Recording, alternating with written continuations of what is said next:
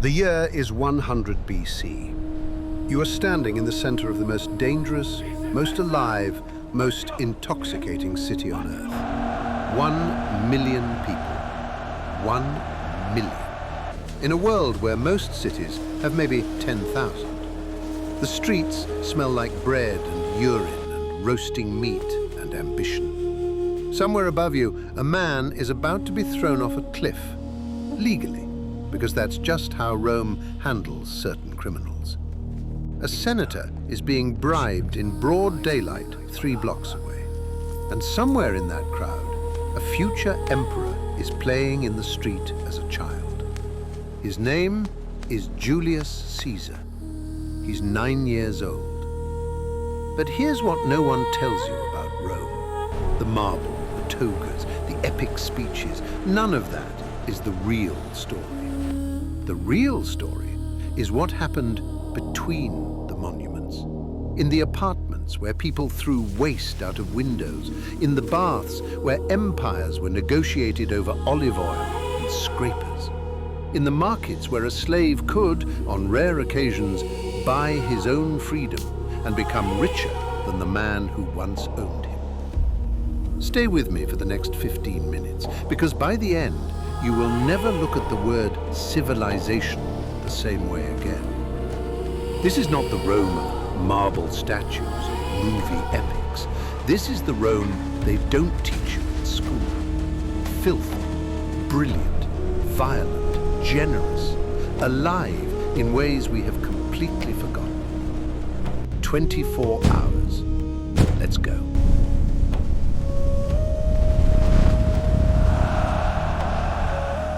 The year is 100 BC. You are standing in the center of the most dangerous, most alive, most intoxicating city on Earth. 1 million people. 1 million. In a world where most cities have maybe 10,000. The streets smell like bread and urine and roasting meat and ambition.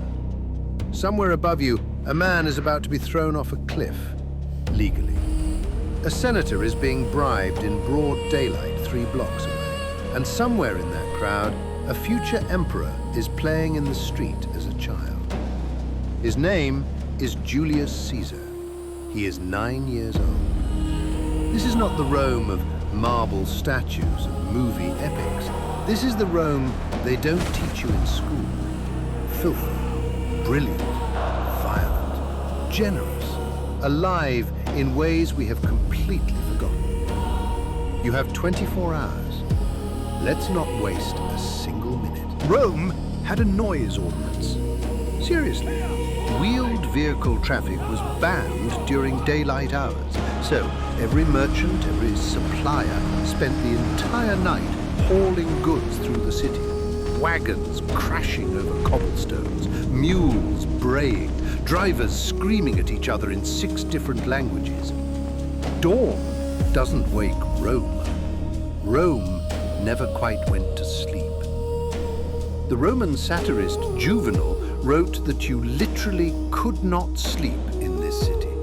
He was not exaggerating. You're staying in an insula, a Roman apartment block, 6 stories of timber and concrete. You're on the 5th floor, which means cheap rent, and you are one strong gust away from disaster.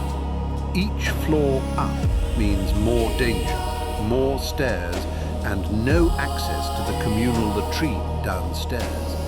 There is a chamber pot in the corner. There is a very important rule in Rome. You must shout, "Water below," before you empty it out the window. Most people follow this rule. Most. You pull on your tunic. No buttons, no zippers, just wool or linen draped and pinned. Sandals, maybe a cloak. And you head downstairs into the city. You don't cook at home. Almost nobody does. Fire risk in an insula is existential. Landlords banned open flames above the ground floor. Instead, you eat at a thermopolium. Think of it as Roman fast food, a stone counter with terracotta pots keeping food warm. Chickpea stew, bread, olives, hard-boiled eggs. You eat standing up, pay a few coins, and move on. You start walking toward the Forum. The Roman Forum is the center of the world, not metaphorically, literally. The golden milestone, the Miliarium Aureum, stands here, and all roads in the empire are measured from this point. You are at coordinate zero of Western civilization. And it is chaos. Lawyers arguing in open-air courts, vendors selling sausages between temple columns, men in togas performing the salutatio, the morning ritual of clients greeting their patrons. If you're lower class, you have a patron. He gives you food and protection. You give him loyalty and your vote. Rome ran entirely on this system. Rome is not just soldiers and senators. It's bakers and surgeons and glassblowers and architects and teachers. Let's say you're a fuller, a laundry worker. Your workshop has stone basins filled with soaking fabric, water, and human urine. Romans knew, without understanding the chemistry, that ammonia cleans wool brilliantly. You stomp the cloth with your feet for hours. And yet fullers were some of the most economically important tradespeople in Rome.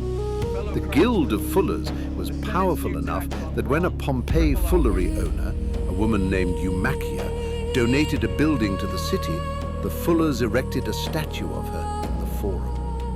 Down the street, a school lesson runs outside under a colonnade. Students on wooden stools, wax tablets in hand.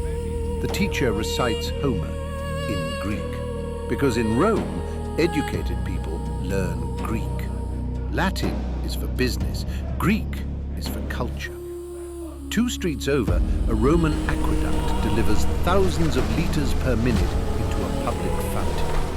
Rome had 11 aqueducts, delivering roughly 1 billion liters of water to the city every day. You were almost never more than 80 meters from fresh running water in central Rome. Water inspectors existed. Rome had water bureaucrats. Around midday, work slows, and Rome does something extraordinary. The entire city goes to take a bath, together. The thermae, public baths, are not about hygiene alone. They are the social center of Roman daily life, open to nearly everyone for the cost of a small coin. You move through rooms by design. The frigidarium, cold pool. The tepidarium, warm room where business gets done and marriages get arranged. The caldarium, hot room with steam rising from hollow floors. Roman underfloor heating, the hypercaust, one of their great engineering achievements. You don't use soap. Instead, olive oil rubbed onto skin, scraped off with a curved metal tool called a strigium. The oil lifts dirt and dead skin. It sounds strange. It worked beautifully. Elsewhere in the complex, a philosopher gives a public lecture. Men argue about chariot racing factions, the blues versus the greens, with the intensity of a modern sports rivalry. People died over this. Emperors sponsored both factions anyway. Bread and circuses, as Juvenal wrote. Feed the people, entertain the people. Keep them too busy and satisfied to revolt. The Circus Maximus held 250,000 spectators. That is not a typo. 250,000 people watching chariots race at 70 kilometers per hour around tight stone corners. Drivers were celebrities with fan clubs, tattooed with team colors, their victories painted as graffiti on city walls. One driver, Gaius Apuleius Diocles, won 1,462 races. His career earnings, converted by historians to modern values, reached hundreds of millions of dollars. He started as a slave. He retired to a villa at 42. Rome was a place where the trajectory of a life could flip completely, in both directions. In the Forum, law courts run at full volume. Roman law is one of civilization's greatest achievements, and also a contact sport. Cases argued publicly, audiences gathering, good lawyers performing as much as arguing. Cicero, just a few decades before our story, was famous for destroying witnesses with a single joke the entire city remembered for decades. Justice in Rome was real and deeply unequal. Sound familiar? As the sun lowers, Rome shifts register. If you're wealthy, the day's most important event is beginning, the cena, the dinner party. This is not just dinner, it's a performance, a political event, an alliance-building exercise wrapped in roasted peacock and honey wine. You don't sit at table, you recline on couches, propped on your left elbow. Where you're placed tells you exactly what your host thinks of you. The meal moves through courses. Appetizers, roasted meats drenched in garum, fermented fish sauce, Rome's equivalent of salt and soy sauce combined. Then desserts of fruit and honey cakes. Between courses, musicians, poetry, philosophy, ribald jokes.